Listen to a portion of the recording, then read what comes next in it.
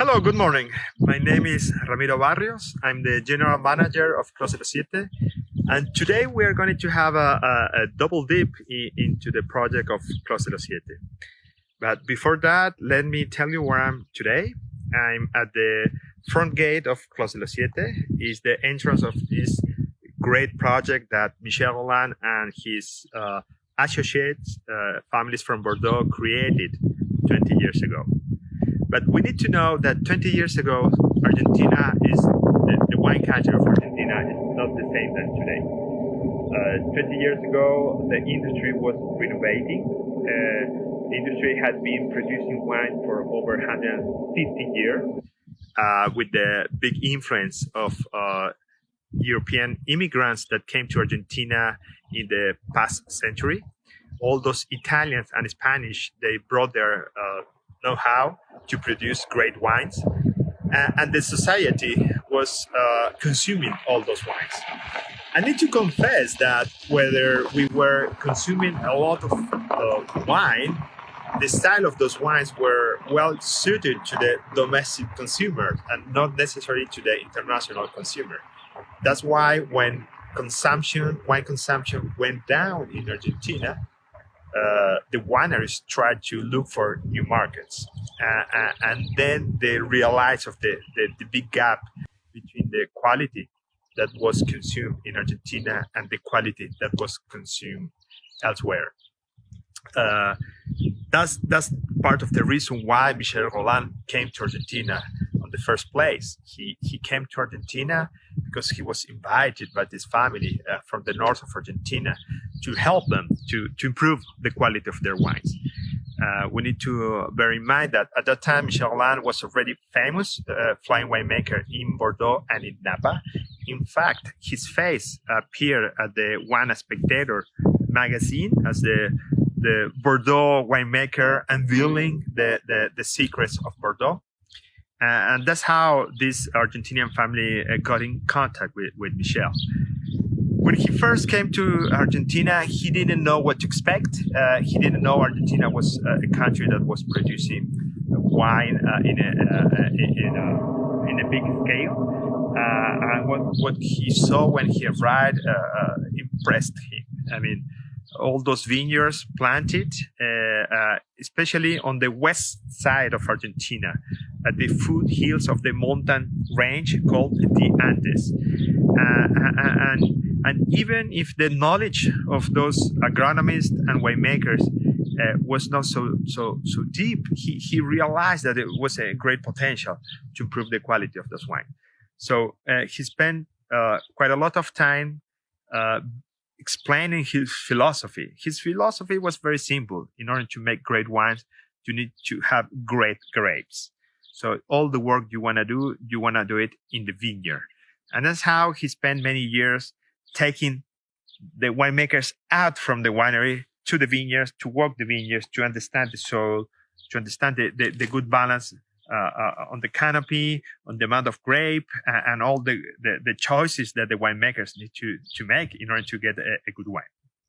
So after a while, Michel Roland said to himself, well, if there is a place where I would like to make a project, a new wine project, he already had some vineyards in Pomerol, in Bordeaux, and in Fronsac. But if I wanna make a new project, that's gonna be in Argentina, but not anywhere in Argentina, in Uco Valley. Uco Valley, which is located in the province of Mendoza, is probably one of the most recognized premium wine regions in the world. So he started looking for that place in Uco Valley, and he found the spot where we are now.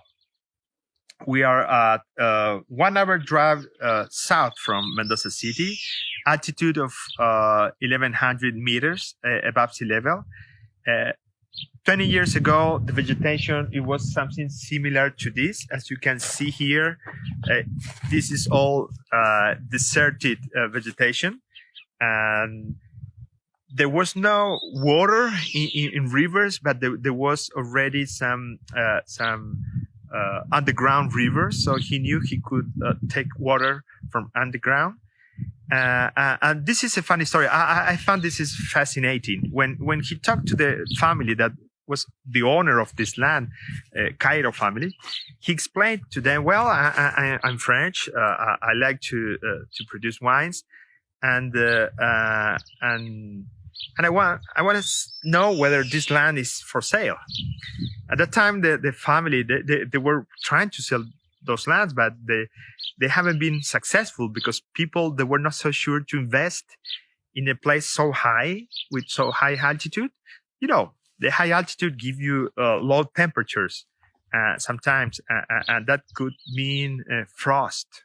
And when you're investing in a vineyard, the frost can kill your investment. So they hadn't been successful. They answered to Michel, "Yes, this land is for sale." And Michel expressed he was willing to buy 120 hectares. I'm talking 300 acres approximately. And the family said, "Sorry, Michel, no, we're selling the whole thing." "What do you mean?" Asked Michel. "Well, the whole thing is 850 hectares. That means 2,000 acres. 2,000 acres, that was too much. That was more than Michel was looking for himself. So finally, he went back to Bordeaux, and he invited other families that he had been working with as a consultant, owners of famous Grand Cru, famous chateau in Bordeaux, and he convinced them. So today we're going to find out why and how Michel convinced them to come and join him on this project. So follow me. We're going to spend some time visiting this beautiful place that's Clos de Siete. And we are going to answer the question how Michel Roland convinced those families to join him on this quest. So we're entering now the main gate of Clos de Siete. Today is kind of famous because it is when you enter to the vineyard, you need to cross this gate. And this is the view you have. Was the native land. And this is, let me show you. And this is the vineyard. Here we have a nice view of the vineyard. We can see Monteviejo Winery on my right side and Cordillera Los Andes on my left-hand side. Those are two of the wineries that have been built on this place. So let's go back to those 20 years ago. Michel Roland, he was willing to invest. But Argentina was not famous. Argentina was not known as a premium wine origin. In fact, Malbec was not known. It's funny to know that after Phylloxera, the only country who has the biggest amount of Malbec planted in the world was Argentina. And Argentina was the heaven for Malbec. Why is that? Because Malbec requires some dry climate. And in Argentina, at the foothills of the Andes,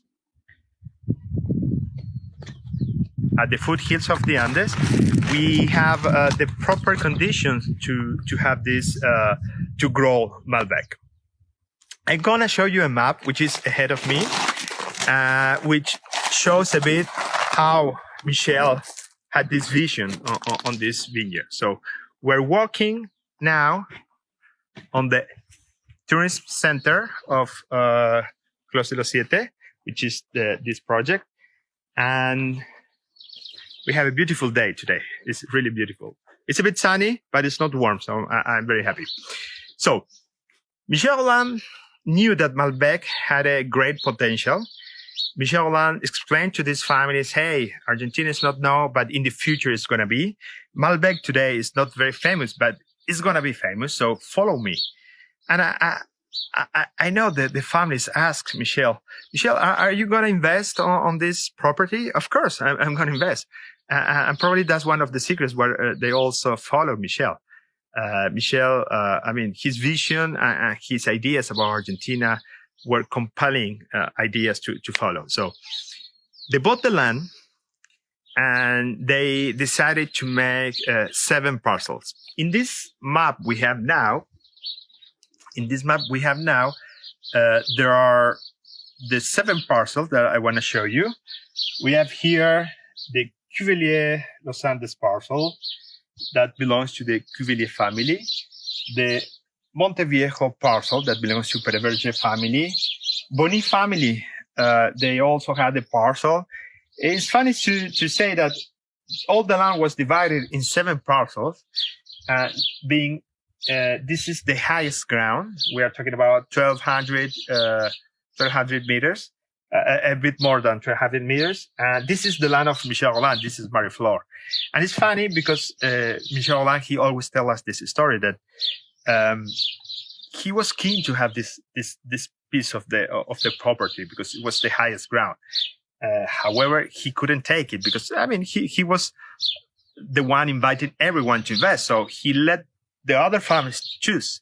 And all the families were choosing, starting from the middle, and then the next one. And there was just one parcel that nobody took. And that was the highest ground. It's where Michel built today his winery, Bodega Roland. Something interesting to see here is the color coding. Each one of these squares represent a parcel. So as you can see, these are 2-3 hectares parcels, so quite small. And the idea of that is that from one parcel, we can take all that grape and put it in one vessel, either a stainless steel tank or a concrete vat. So that allows us to have many different fermentations during the harvest time and to understand exactly how each parcel are different from the other. The color coding tells us which grape variety is planted. As you can see, most of this is the green color. The green color is the Malbec. Then we have the blue color that refers to Cabernet Sauvignon. And then we have the red color, Merlot. So essentially, most of the vineyards planted with Malbec, around 60%.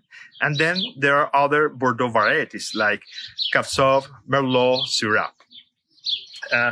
One question that Michel had in mind is, shall we build just one winery or many individual small wineries? And the answer is very simple. If you want to have diversity, you need to have many human-sized small wineries. And it's not only because of the volumes, but it's because of decisions. Each small winery, it has a winemaker, a director winemaker. And the winemaker has a personality as well as the family. So they can convey to the wine its own personality. And those personalities are taken with the decision when to harvest, how to conduct the vineyard, which type of vineyard management I want to do, how long is going to be the cold maceration. There are many decisions. So all those decisions makes the identity of each wine. And that's the richness of Clos Siete. So we have a similar terroir with different altitude, but different personalities and different philosophy of these winemakers. Of course, quality-wise, they all have this Bordeaux mentality of producing with low yields, of producing wines with a lot of care to the quality and making great wine. So Michel Roland has been very successful, and all the families building this. 20 years ago, there was nothing. Today, we have this beautiful place that today is being visited by over 20,000 tourists every year. They have very specific programs, very personalized programs. There are 2 restaurants in the property.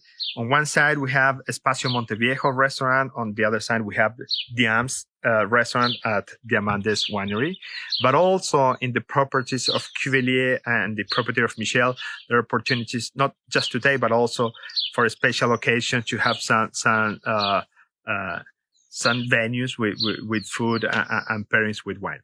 So what I propose now is we're going to take the track and we're going to visit Cuvelier, one of these wineries. I hope Adrian Manchon is there. And if he's there, we will take him from his daily routine and we'll start tasting some wine. So please follow me. It's going to take us just a few minutes, but I think it's worthwhile to talk with the person behind the wines. Okay. So come on up.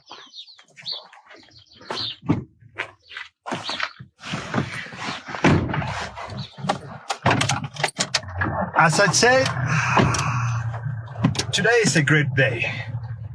We are in November, early November. This is gonna be a rather dry year. A few years ago, we had El Nino, which is a warm current in the Pacific Ocean that increases the amount of humidity and rain, and provides the wine a different style, a more fresher style. That was the 15 and 16 vintage. Now, in 2020, we're having a quite dry year, which is good. We like dry. The rain that we have, the rainfall, is not enough to grow vines. We need to give more water to the vineyards. In order to give more water, we use drip irrigation that maybe you can see there. You can see there is a black hose going through the vines, and that hose carries water.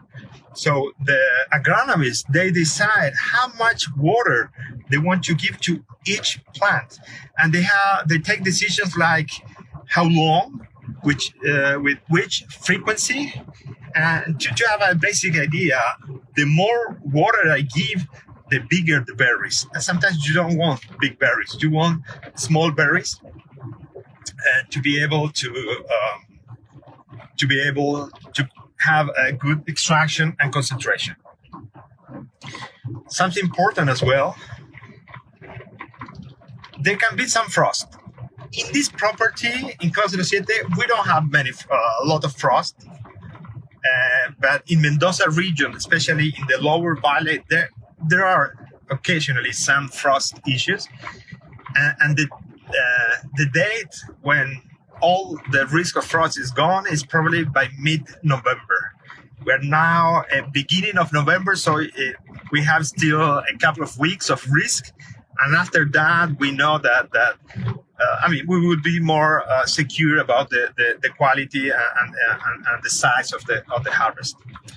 So we're going now to Cuvelier Winery. Cuvelier Winery was the third winery to be built. As you can see, it looks a bit Spanish from the outside, with all those red roofing. It's a very simple winery. Adrian Manchon will receive us there. He's a great character. I love him.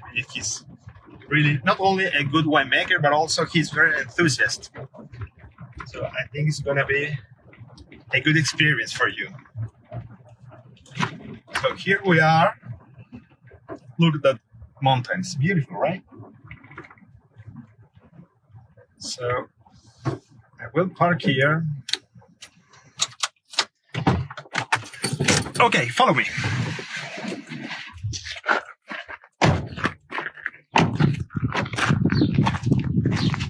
So here we are. So among the wineries that have been built, each one of those wineries, they produce their own wines. The wines that are part of their philosophy, part of their essence. At Cuvelier Los Andes, we have especially red wines with a lot of character, but very elegant. It's a wine you need to try. If you haven't tried them, it's something that you want to do for sure. But also, Cuvelier, they don't only make Cuvelier wines, they also participate in the common blend. What does it mean? It means that at Cuvelier Los Andes, part of the production goes to the wines for the family Cuvelier, but also part of the production goes to Clos de los Siete. And Clos de los Siete is a wine that is made with the contribution of different wineries. Cuvelier, Monteviejo, Roland Winery, and Diamantes are the four wineries that give part of their production to make one blend in common. And that blend is the blend called Clos de los Siete. I was going to say, and who decides the blend? That's Michel Roland. Michel Roland is the one making that blend. Michel Roland is the one going to these four wineries, tasting those wines, and preparing the final blend of Clos de los Siete. We will ask some more of this to Adrian to see whether whether how he thinks about this blend. So here we are. We have. Hello, Pablo. Hey, hello, Ramiro. How are you? How are you? Fine, and you? Fine. Please, come in. Hello, how are you guys? So here we are. I want to introduce you to Pablo. Hi, nice to meet you. I'm Pablo. Thank you, Pablo. Welcome. Actually, I'm a winemaker. Now I'm the responsible of the tourism in Cordillera Los Andes Winery. Welcome back. Thank you. Thank you. My pleasure. Tell us, what is this? Okay, we start here with the model, no, of the winery. We have this model have the winery have 3 rooms. No? We start with the vintage here in the tank room, vintage room, and then we have the barrel room, and then we have the storage room. It's a simple winery because we move simple the wines between the rooms. We start with the tanks, and then we move the wine between the tanks and barrels, and then we bottling the wines and storage the wine. Perfect. So Cuvelier is probably it's not the biggest winery at Clos Siete, but it's one with the, I would say, distinctive personalities. They have in their vineyards, they conduct biodynamics practices and also organic. And I love the philosophy these guys have. Cuvelier is the name of the winery, but also is the name of the family. The family have been in the wine business for 200 years. 200 years, yeah. 200 years. They were negotiants in Bordeaux. And then they decided to buy some properties in Bordeaux, in Medoc area, Saint Julien and Saint Estèphe. And then they were one of the first invited by Channel 1 to join the project. And now the second generation is running the business. But this Cuvelier is the second generation and he's running the business. So I think we have a nice story here. Is the winemaker available? Can we? Yeah. It's in his office. It's in his office. So we are going to pick him to the office and we take him upstairs, right? Yeah, of course. Okay, follow me. Let's find out how the run is working. I think this is gonna be interesting. Okay, so as you can see in the interior of this winery, it's very cozy. I like it. It has a triangle shape, which sometimes I get lost because my head works as in the square things, but not triangle. So, but it's very nice. It has some Spanish influence, as you can see, all those balconies. It's nice. And it's a good refreshment to the heat. Okay, we are looking for the winemaker. Probably he's tasting some barrels. You know, that's normally what he likes to do. Something important about Adrian. Adrian, he has a wonderful personality, and he was one of the first winemakers to start doing micro-vinifications. What is micro-vinification? It's very simple. Micro-vinification is when you, instead of fermenting in a big vat, you want to ferment in a small barrel. And in order to do that, what you need to do, you need to open the barrel, you need to put the grapes into the barrel with some dry ice, and then you close the barrel. And by doing that, you have a small lot, a many small lot of your premium best grape, and that can allow you to make great wine. So I think I'm seeing the winemaker working on his decks. Follow me. I think he's there. Hey, Adrian. How are you? How are you? Fine. Very well. Very well. Adrian, say hi to our friends. We have been showing a bit around, and we decided to visit your winery. Okay. Do you have time to taste a couple of wines? Yes. A talk on the wines? Yes. Yeah? Yes. Great. Let's go. Let's go.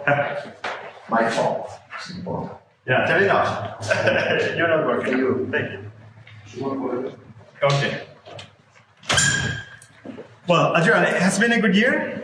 Very, very good. Very good. 18, 19, 20.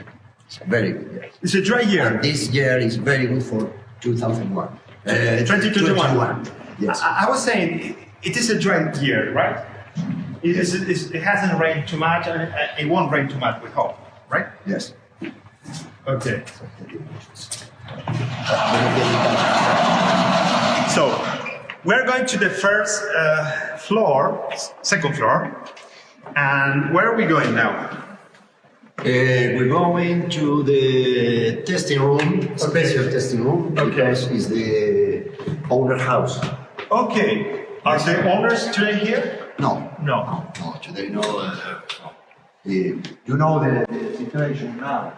Okay. It's very difficult for travel. Maybe next year. Yes, maybe. Okay. Okay. Fantastic. How long have you been at the winery, Adrian? When did you start I? working? Yeah, you. Yes, since 2005. 2005. Wow. January 2005. Okay. The first vintage here, Okay. during the building of the winery. Okay. Fantastic. We're testing there, right? Yes, here. I always say that I get confused in this winery because it's a triangle. So when you get to a corner, you think that you need two more corners to come back to the same place, and it's not right. I'm always lost. It's the magic corner, the magic triangle. Okay. Please. Fantastic. Thank you. Wow. Look at this view. Follow me. Look at this view.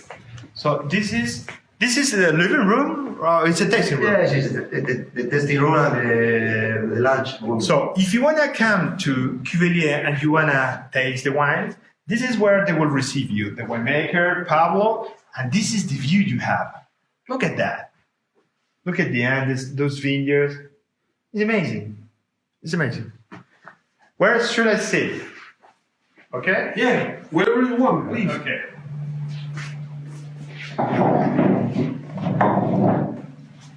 So, Adrian, do you want a translation or do you want a... No, I speak not very well the English, but our wines, about the wines, is very easy for me. It's easy, perfect. Okay. So, Adrian had been in Cuvelier since 2005. At that time, the winery didn't exist, right? Yes. It didn't exist. No. So you built it with the family? Yes. Okay. During the building, I arrived and continued the building. The first room is the stainless steel room. Perfect. Finish and made the vintage 2005. Okay. And after 2 months after, finish the barrel room. Okay. And put the wine into the barrel. Perfect. Perfect. And the first is bottling room area. Okay. And finish. And after we finish the winery, all finish, 2007. 7. Okay. More or less. And Okay. inauguration. Yeah. Inauguration. The big opening, yeah. Yes. Fantastic. I wasn't there at that time. Very easy for work, for vinification. The wine is very, very easy. So, Adrian, I know that you have a particular style on the wines you make. You don't produce white wines, you produce reds. Yes. And Cuvelier wines are famous because they have a very rich concentration, but very elegant, with nice acidity.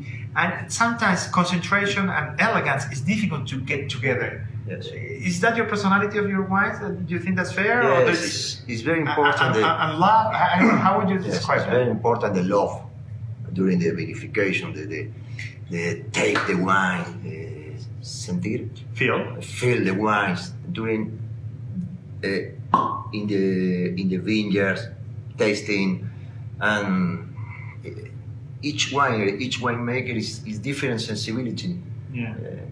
I think we pick the grape just a bit with the good acidity and good maduration. We love the elegance and concentration, but very good acidity, natural acidity. All is natural here. Perfect. So what we're going to do now, we're going to taste two wines. The 2017 Clos de los Siete, which is the one in common. I will ask you some about how you make this wine without the other wineries. And then one of your icon wines, the Granba 2017 as well. What we're doing now is something that our friends from foreign countries, if they come to visit Cordillera, they can do this, they can taste the wine, they can sit down with you maybe and know your philosophy. How's the experience for these guys?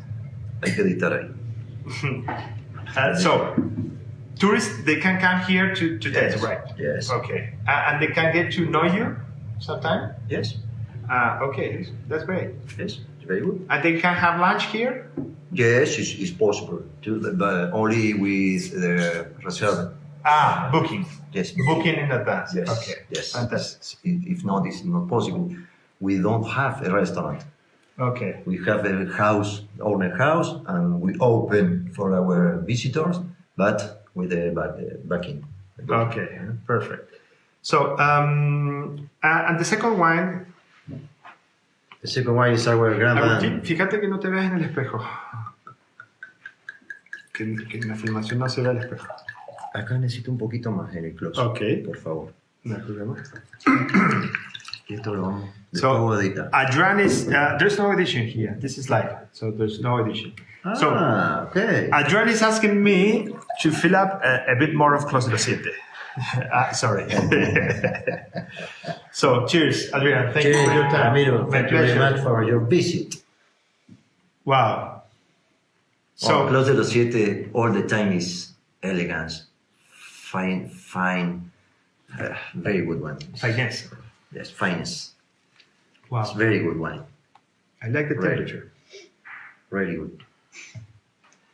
Never, I remember the blending, the exact blend, but normally the Clos de los Siete is the most important, is our Malbec, it's our emblematic variety. The Malbec is the most important in the blend, 50, 55, 60 maybe. And after completed with Cabernet Sauvignon, Merlot, Syrah, Petit Verdot, and a little quantity of Cabernet Franc. Oh, okay. Why Cabernet Franc? Because the Cabernet Franc, for me, the Cabernet Franc now is second quality for me.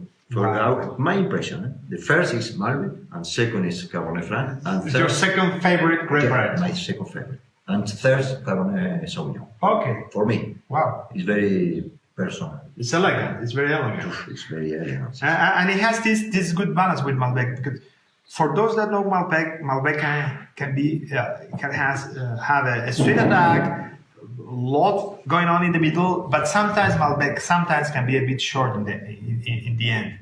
And Cabernet Franc is the opposite. It has a very, very strong end. So by blending It's more Malbec, robust. it's more robust. Yes. So by blending Malbec and Cabernet Franc, you have a longer, more elegant wine. Yes. Intense in the mid palate and intense in the end. The owner and Michel Rana and our style is the blend of wines. Is the most the best expression of the wines in the blend. Mm-hmm. If you look the simple colors, Malbec, Cabernet Franc, Cabernet Sauvignon, is not the same after the blend is explosive. Fantastic. I love this wine. And tell me about the Granba 2017. What is Granba 2017? Well, our Granba is, we speak about this wine. In French, we speak the cousin argentin de Léoville Poiferré. So that would be the Argentinian cousin of Léoville Poiferré. Yes. Léoville Poiferré is a very famous Grand Cru from Médoc area, Saint Julien. Yes. The owner here is the owner in Léoville Poiferré. In this wine is the same. The best all the years blending for this wine. the best Malbec, the best Cabernet Sauvignon, the best Petit Verdot, the best Syrah, the best Merlot, and the best blending with Michel for this wine. Wow. It's our top blend. It's tasting beautifully. Yes, it's very good. I like it. I love this. And we made the Malbec in microvinification, fermented into the barrel, all the Malbec here. And the rest blending with the Cabernet Sauvignon, Merlot, Syrah, Petit Verdot normally. I love this. So what would you recommend to eat with this wine? The typical asado in Argentina or empanadas is very good for this wine. But normally this wine needs the good protein. Good lunch. Yes, protein. Good lunch for this wine after eat is very good. The Granba for clean the nose. When you have food with richness and lots of flavors, you want this to clean your palate and cope with the rich flavor. So barbecue, you mentioned barbecue. Can we eat barbecue here at Cordillera? Yes. Wow, very guys. good barbecue and very good empanadas. So All guys, empanadas is different, but here is very good. empanadas are typical Argentinian pastry that you need to come here. Every province has its own, and I can say that the best empanadas in the whole Covade are made here at Cordillera Los Andes. No doubt about that. So, guys, if you want to come and meet the winemaker, the great Adrian Manchon, you want to taste those beautiful wines together with empanadas and some barbecue, please keep in touch with us. Contact Siete, contact Cordillera Los Andes. It's a great place to visit. Okay? Exactly. So, cheers to everyone. Cheers. Have a nice month. Take care. Thank you, Ramiro. Cheers. Drink a lot.